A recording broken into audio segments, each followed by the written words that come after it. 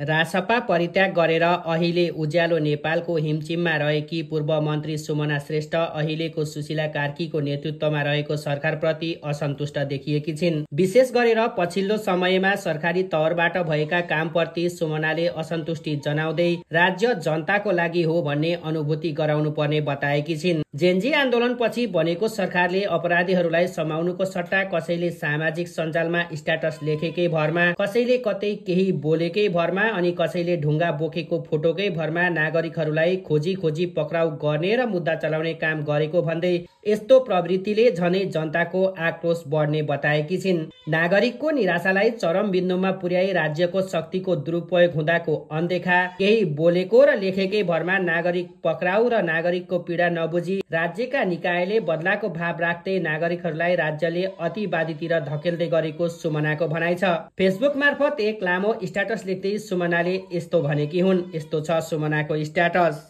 कसरी राज्यले नागरिकलाई अतिवादीतिर धकेल्दैछ, नागरिकको निराशालाई चरम बिन्दुमा पुर्याउने, राज्य शक्तिको दुरुपयोगलाई अनदेखा गर्ने, केही बोलेको कतै स्ट्याटस लेखेकै भरमा नागरिकलाई पक्राउ गर्ने र मुद्दा चलाउने, नागरिकको पीडा नबुझी समभाव नराखी राज्यका निकायले आफूमाथि भएको हिंसाको बदला लिन खोज्ने।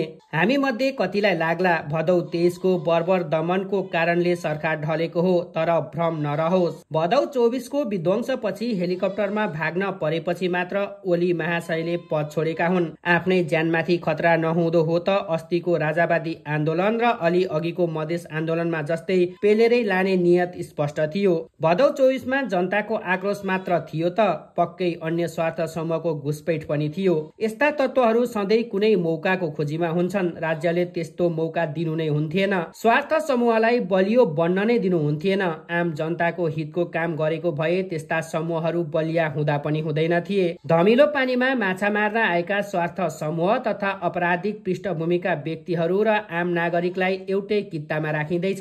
कसैलाई स्ट्याटस लेखेकै भरमा, कसैलाई कहीँ कतै बोलेकै भिडियोको भरमा भने कसैलाई ढुङ्गा बोकेको फोटोको भरमा नागरिकलाई पक्राउ गर्ने, मुद्दा चलाउने क्रम देखिन थालेको छ।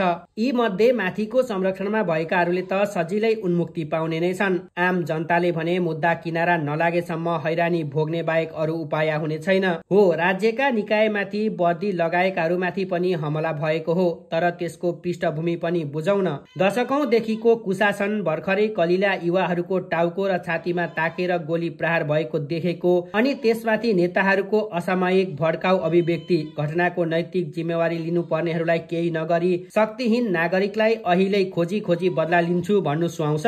हाम्रोमा हिंसात्मक आन्दोलनपछि न्यायिक निरूपण कहिल्यै भएन। हिंसा मचाउनेहरू शक्तिमा पुग्ने र विपक्षीले राजनैतिक मोलतोलको लागि मात्र निरूपणको उच्चारण गर्नाले अहिले पनि त्यस्तै नियतको निरन्तरता देखिँदैछ।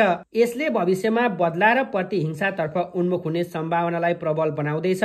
जनताको आवेग यसपालि त जसो तसो थामियो, अर्को पटक के होला भन्न सकिन्न। को कति दोषी हो यो इतिहासले लेखाजोखा राख्ला। नेपाललाई अहिले चाहिएको भनेको राज्यबाट पनि गल्ती भएको छ भन्ने स्वीकारोक्तिका साथ सबै पक्षलाई समभावले हेरेर न्याय दिनु हो। राज्य जनताको लागि हो भनेर बुझ्नु हो।